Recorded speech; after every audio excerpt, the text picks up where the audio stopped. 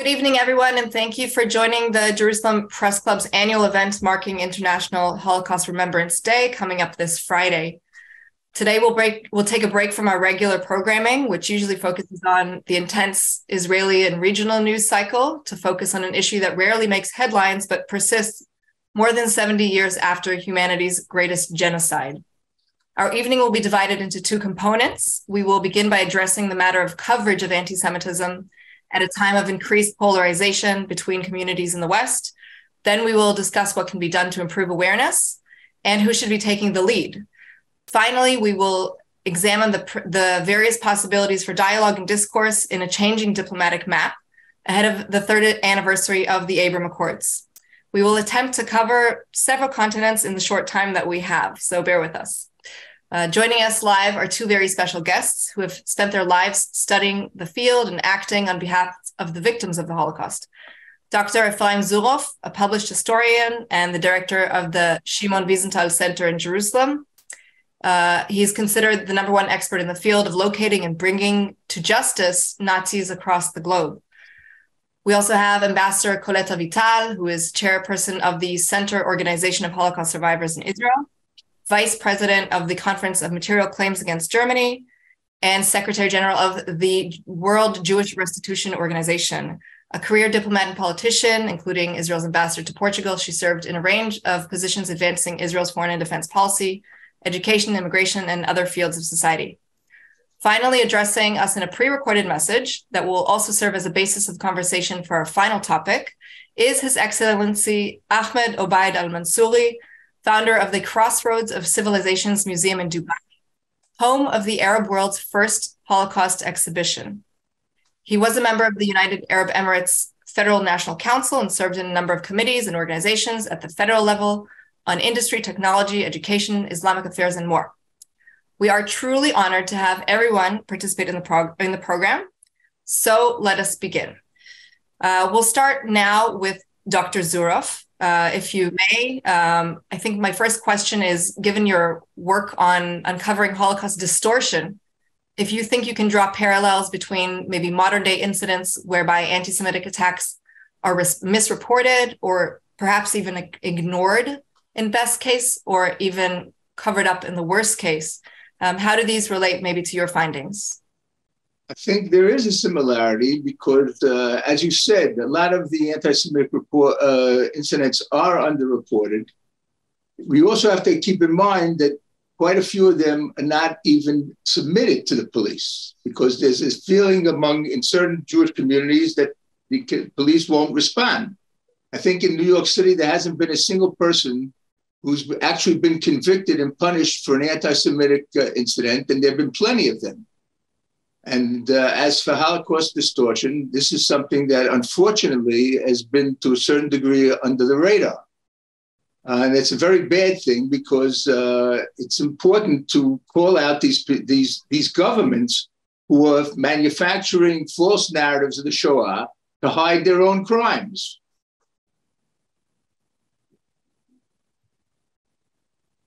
Okay, thank you for your answer. We'll turn over to you, Ambassador Avital.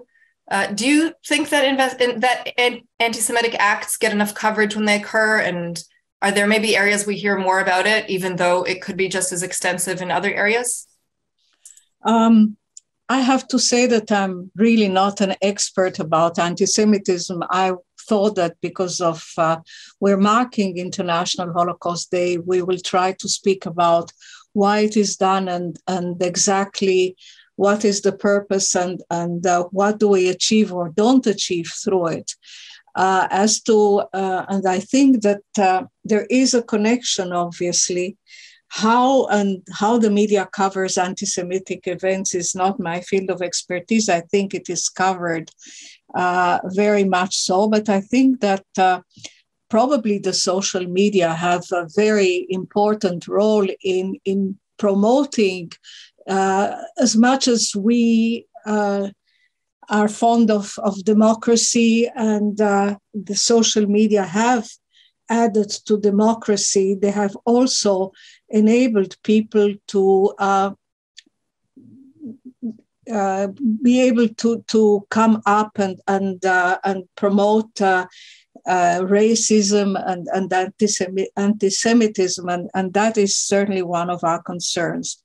But with your permission, allow me really to try to connect it to why this International Holocaust Day is important. And it's not only because the Shoah, the genocide of the Jewish people, is unprecedented in Jewish history or in world history, because it was premeditated and planned and well organized by a government, which didn't happen out of the blue. And because what really preceded it were not only anti-Jewish laws, but a whole few, at least from 1933 on, a well-conducted indoctrination of the people. How can you explain, for instance, that a people as civilized as the Germans, who were really a light unto the nations and who actually had some of the best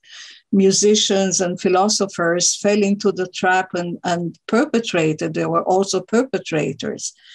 And very few people actually did not participate. I mean, the German government, the Nazis could not have done what they've done without the acquiescence and the help of populations, not only in Germany, but everywhere. So I think that one has to remember, and I'm going back to what concerns you, and that is anti-Semitism.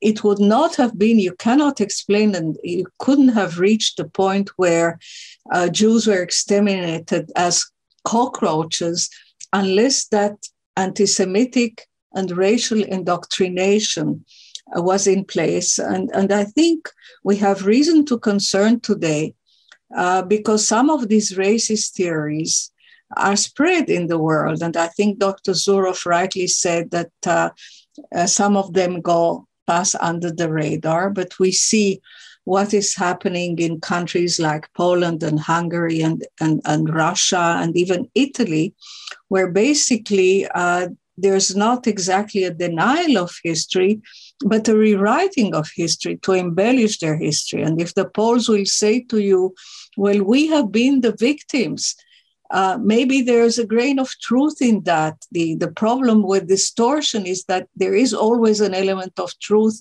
and this is why it is so dangerous. But basically, what really is there is that, yes, they were the victims, but not only the victims, they were also the perpetrators. So I think that when we are looking at the world map today, and when you see in America groups that say that there's white supremacy, and when you see that there are neo-Nazi groups all around Europe, I think there is reason to concern. And we have to ask ourselves today, as we are marking the International Holocaust Day, what exactly has been learned and what has not been learned, and what can be done in order to be able to fight against this phenomena, which I think are worrisome not only for us, but for other nations too.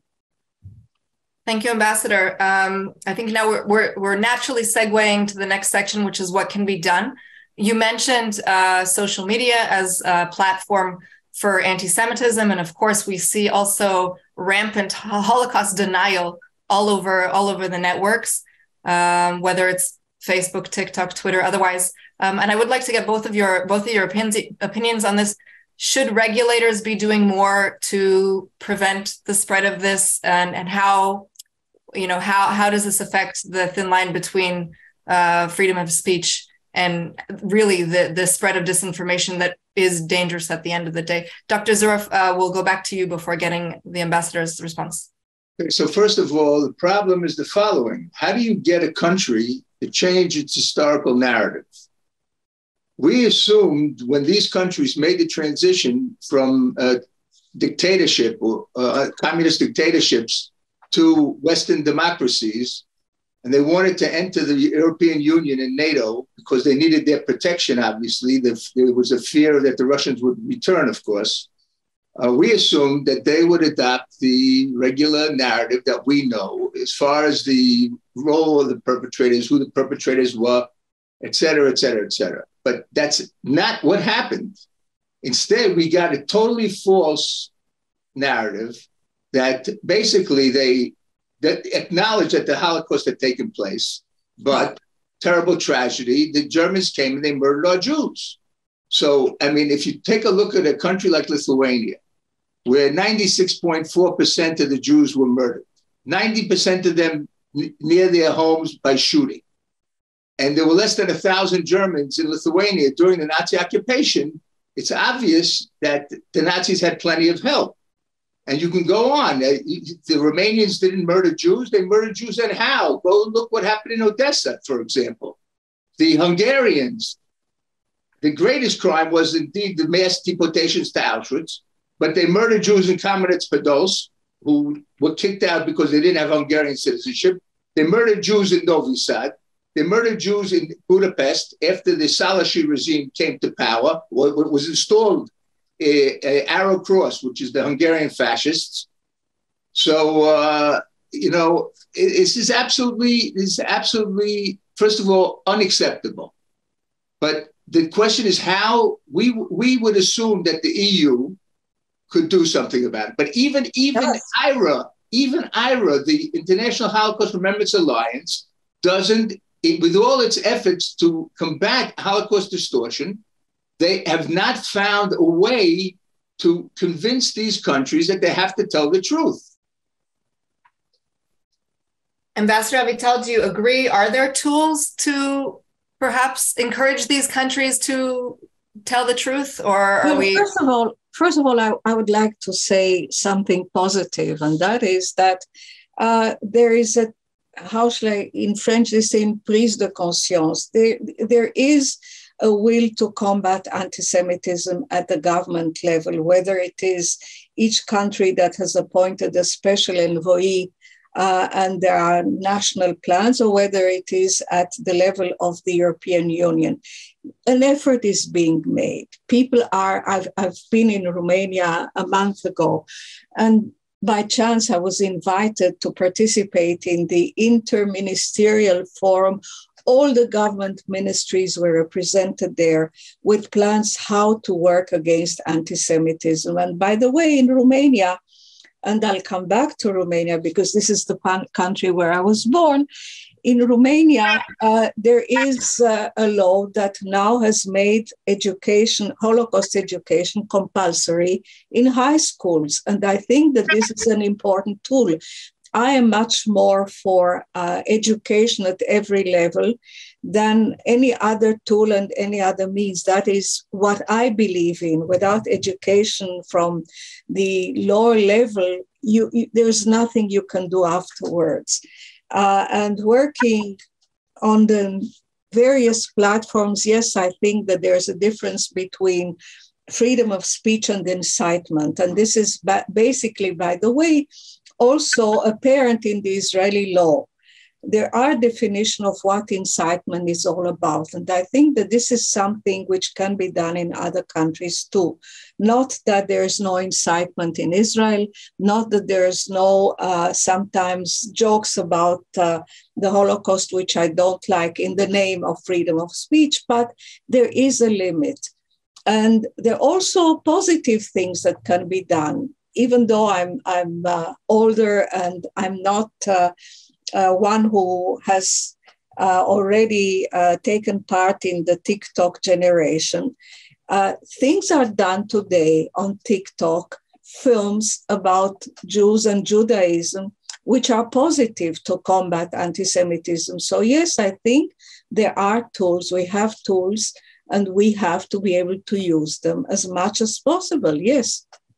And let me say just one word about Romania, because I think that what Dr. Zuroff said was very important, but perhaps not even enough about Romania. The Holocaust in Romania was much more Romania than was Nazi. They preceded the Nazis. They sent people on the trains, the death trains and the pogroms and so on before the Nazis even gave the orders or participated. And what about the future of Israeli-Polish relations, as we see that following what happened with the previous government and decisions about legislation that go, in fact, in the opposite direction. Does Israel need to take its foreign policy considerations more seriously than its considerations for revealing the truth? What should be done at this point in time? Who are you asking, Dr. Zuroff or me? We'll continue with you, and then we'll go back to Dr. Zuroff. Okay. I think that when the Polish law that forbade the freedom of speech and of research in Poland was enacted, and there was a common statement by the Prime Minister of Israel and the Prime Minister of Poland, that was something which I think was not useful, and it was far from being the right thing to do. I mean, it created a kind of symmetry. We suffered, you suffered, and didn't ask the Polish government to take its responsibility. And that law maybe was downgraded. It's not criminal anymore, but you still have to pay a fine.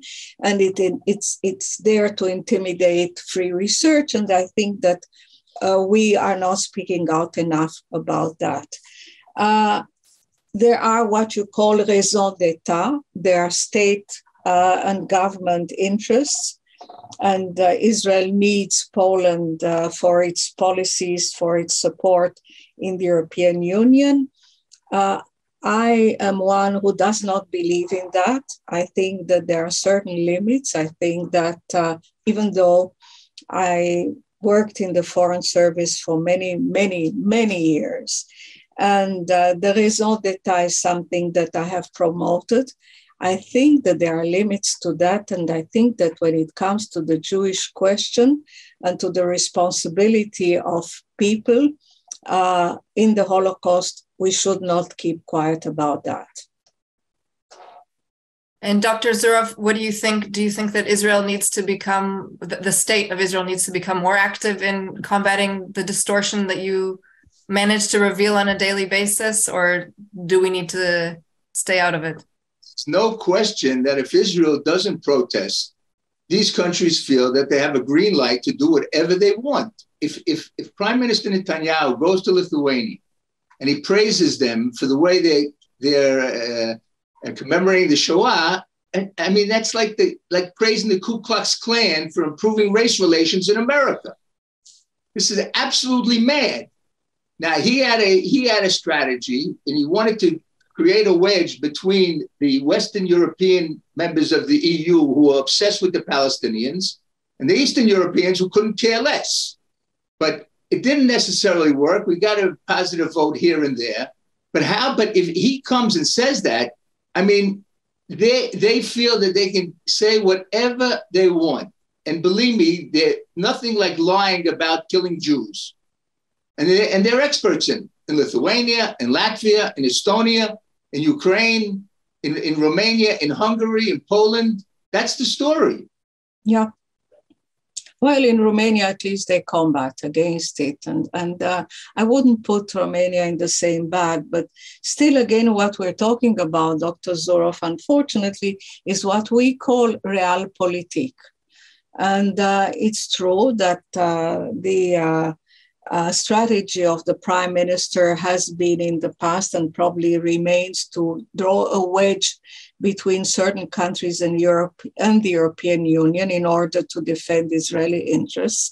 And he has succeeded in that because since the European Union has to take decisions or policy statements on a complete agreement basis, they don't do it because those countries oppose it. So that is the price that is being paid. Do I agree with it? No, I don't agree with it. Okay, Listen, I think sorry, go ahead. That there's a very sort of lopsided situation where when there's some advantage to be obtained by being the heirs of the 6 million, Israel runs to the head of the line. But when there's a responsibility to fill, they're not fulfilling that responsibility. And listen, I didn't come to Israel to live in a state that is going to, in a sense, do a misjustice to the memory of the victims. That's very, very terrible in my eyes. But I mean, there are ways of doing it. They don't have to do it in a very harsh way. They can tell these countries, most of which need us far more than we need them, little countries like the Baltic states, for example. Listen, we very much appreciate our friendship with you, and we want it to continue, but there's certain things that are simply unacceptable to us. Yeah, but there's also a way of telling them, maybe even more softly, that it's not such a big tragedy to say, or it's not such a big, terrible thing to say that in the past, some of their people, not all of them, have committed crimes. But unless they take responsibility, unless they remember responsibly their past, there's no real education of the next generations. So if Germany has been, tough enough to look at its history and take responsibility, and nothing bad has happened to it, on the contrary, it is certainly respected among the nations. So can other nations also follow that example and say, okay, it took how many years did it take, Zuroff, for the Austrians to say, and finally, they did it. It took many years, but finally they were convinced to do it. And I think we also have to try not only by putting pressure, but also by explaining that nothing bad can happen to them. On the contrary, if they expect, and only good things can happen to them if they look at their history and take responsibility, because without taking responsibility, there is no future. Listen, you're right. And many times I phrased it, presented it to people in these countries in that manner. In other words, it's to your benefit. Credit, to your benefit, yeah. To acknowledge your history. And you have to get out under this dark shadow that is interfering. You know, these countries are emptying out. When Lithuania entered the EU, when they got independence, they had 3.5 million people. Today they have less than 2.3 million people. Why are there so many people, young people, running away from there? This is part of the problem. You think so? Maybe. I'm pretty sure. Yeah, maybe. This is a very interesting part of the conversation. I do want to leave a little bit of time just to address our last issue, which is the opportunities ahead of us due to the changing diplomatic scene. With your permission, I'm just going to share Mr. Mansoori's address that he sent us earlier, and then we'll proceed to discuss it. Let's start from the beginning. How did the idea of creating a Holocaust exhibition in Dubai come about? The idea of the Holocaust Gallery, there were a couple of triggers for it. We saw it was very important to first of all, to reintroduce the idea of the Holocaust and what happened in its correct and accurate way. And we had the opportunity, and also had the opportunity to having with me two of my Israeli colleagues used to work with me, and they were very helpful in creating and putting the artistic touches in it. And but before that, like a couple of months before that, the main trigger was the rise of anti-Semitism in other regions. The regions that I never expected that anti-Semitism will increase, and the hatred will increase.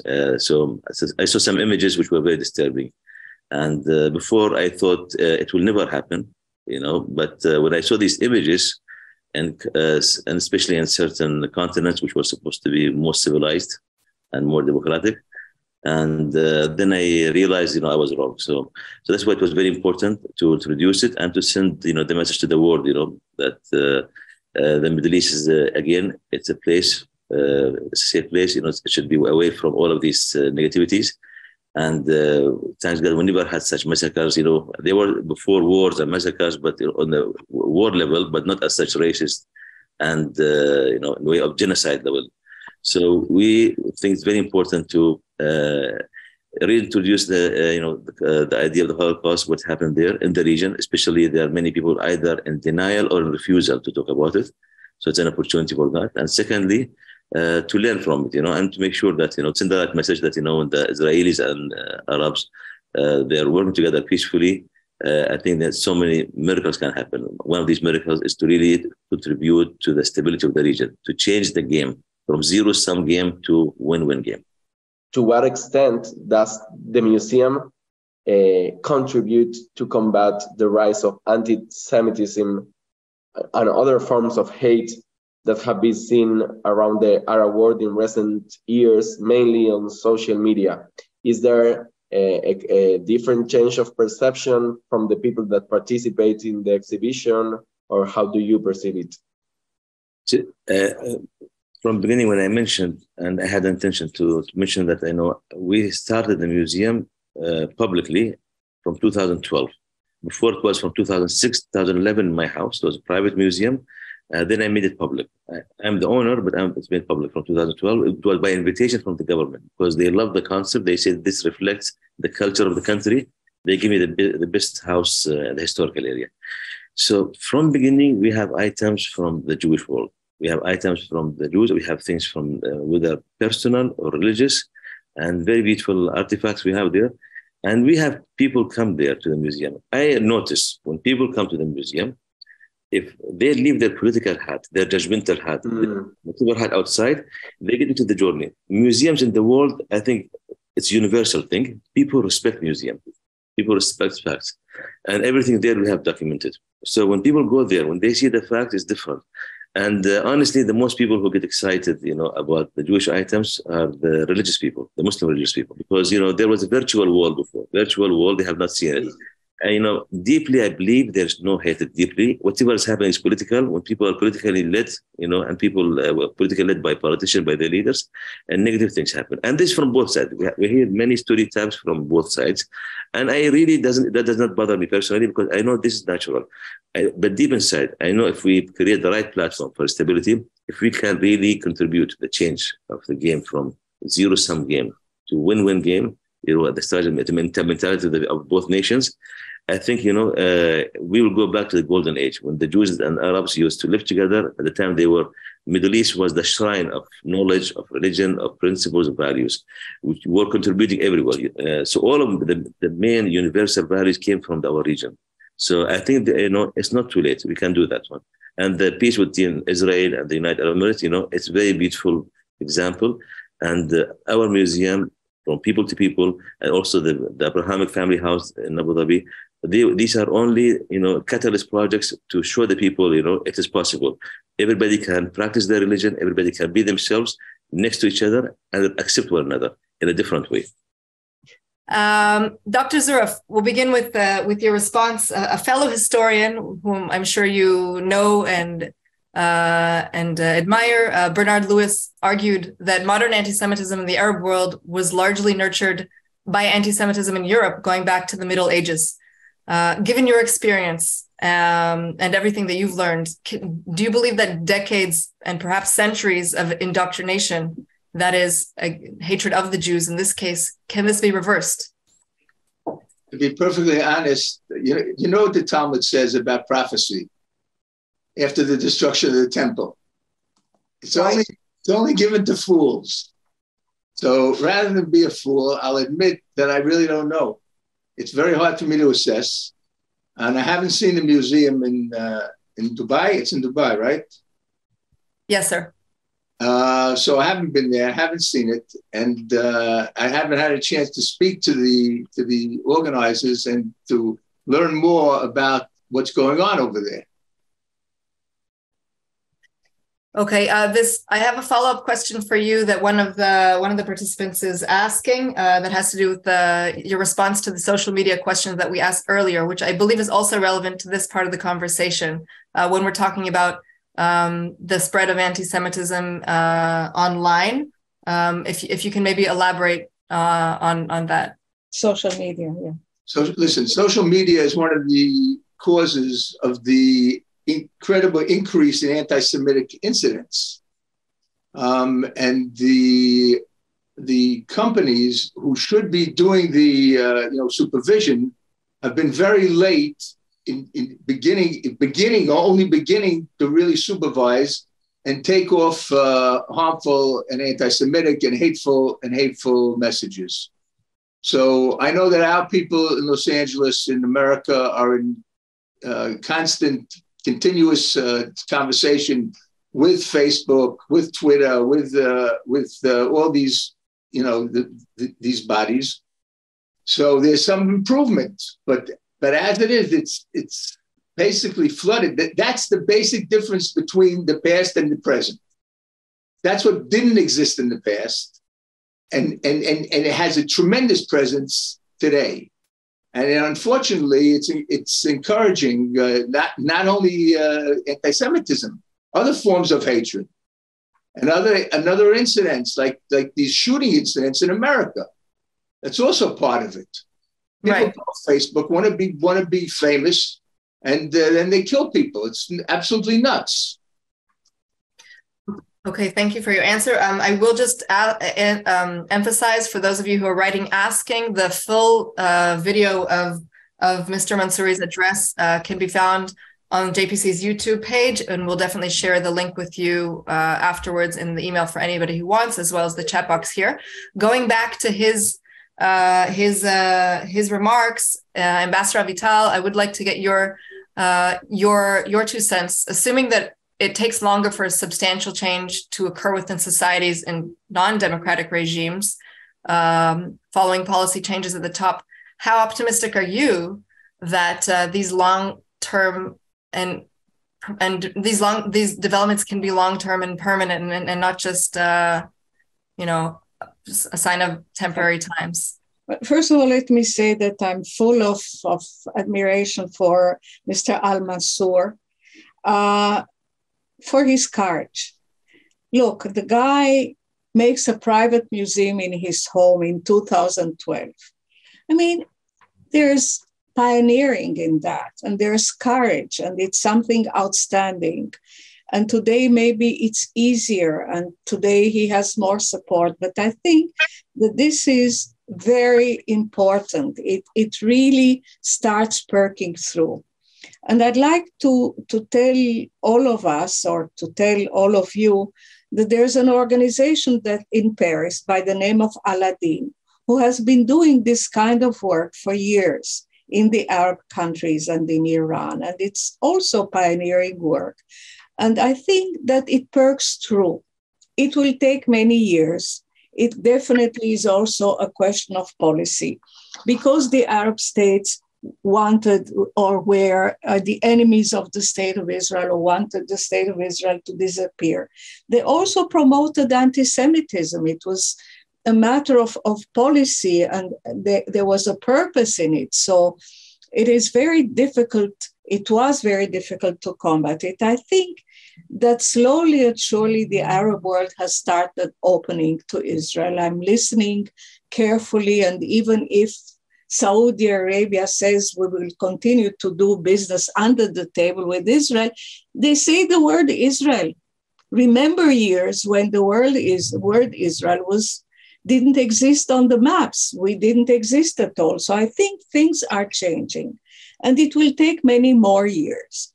But I don't think that anti-Semitism will disappear, neither there nor from the world. So it is a tremendous education. I think that, and I wish that many more would do that. I think it is going to improve, no doubt, and educate many people. But I think that anti-Semitism will continue to exist both in Europe and in the Arab world. It doesn't exist, by the way, in Asia, and it's very interesting.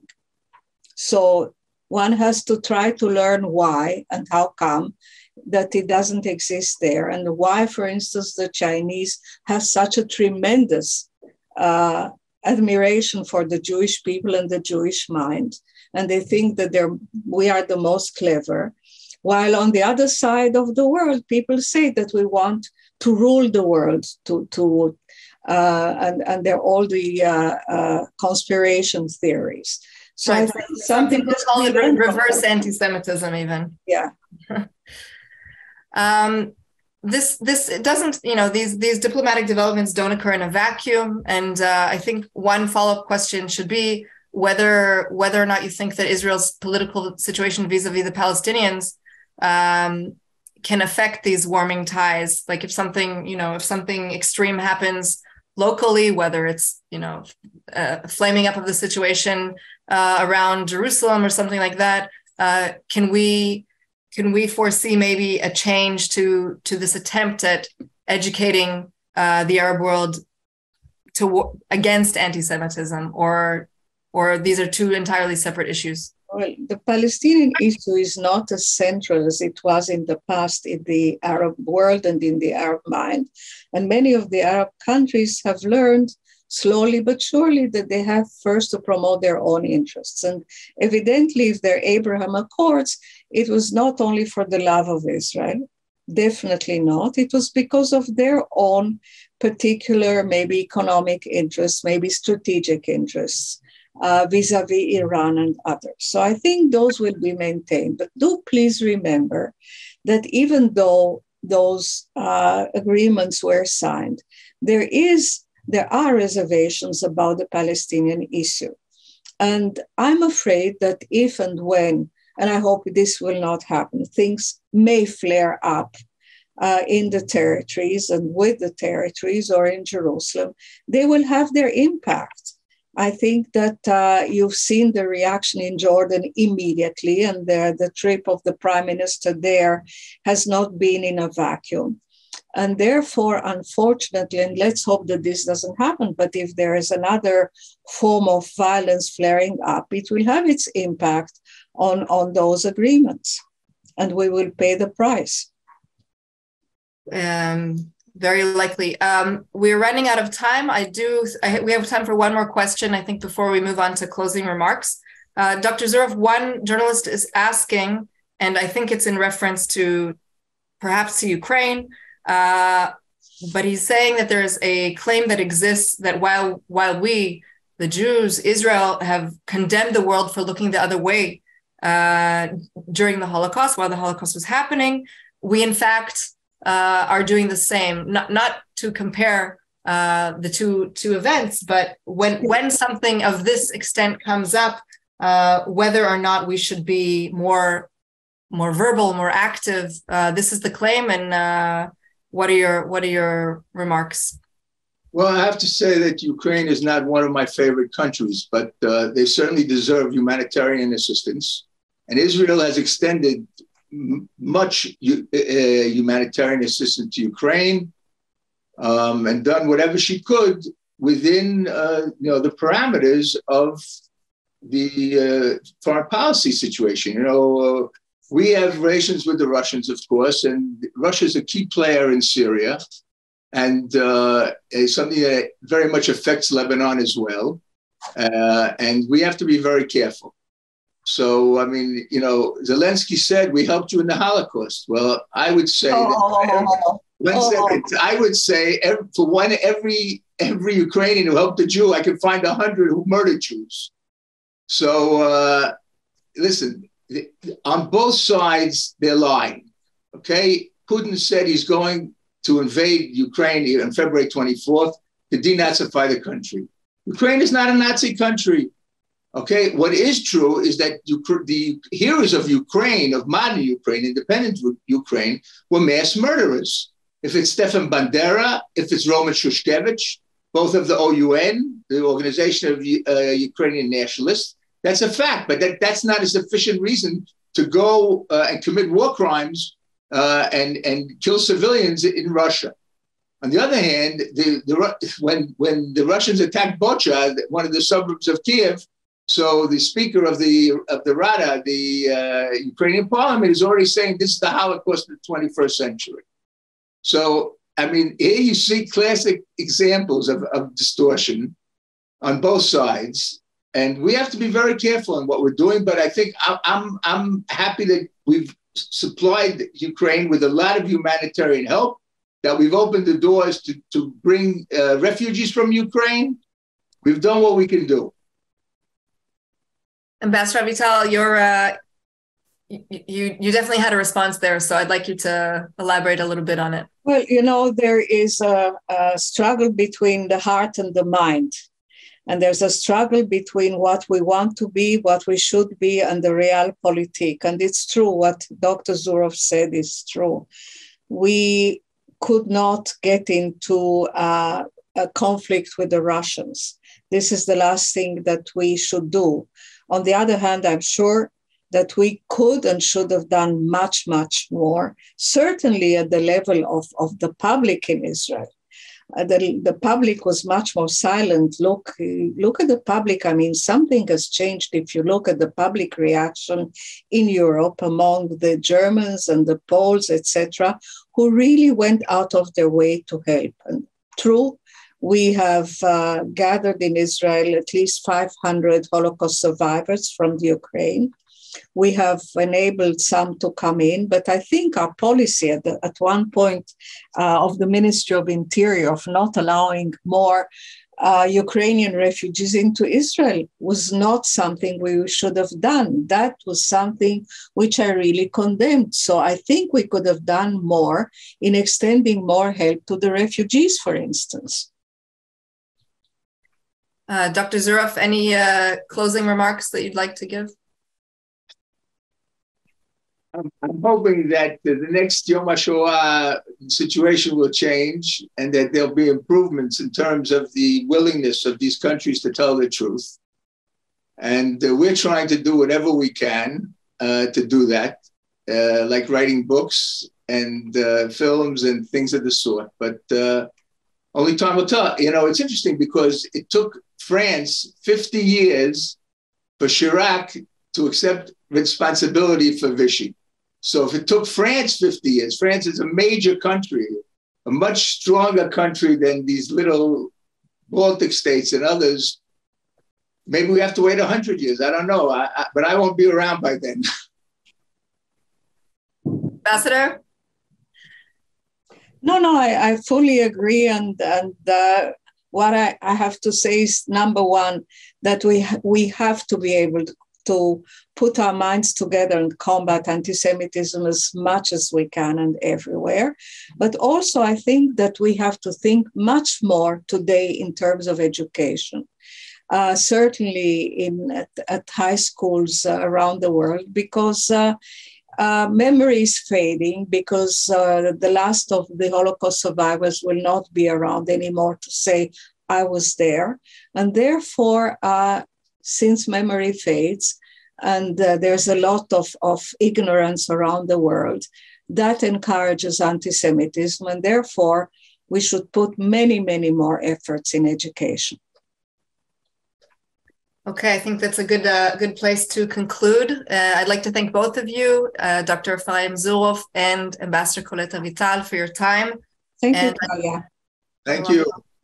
You're welcome. And I'd also like to thank my colleagues, Matthias Sakal and Eli Klotzstein of the Jerusalem Press Club for facilitating this event, which we will continue to do every year, so as long as the problem persists. Good evening to everybody.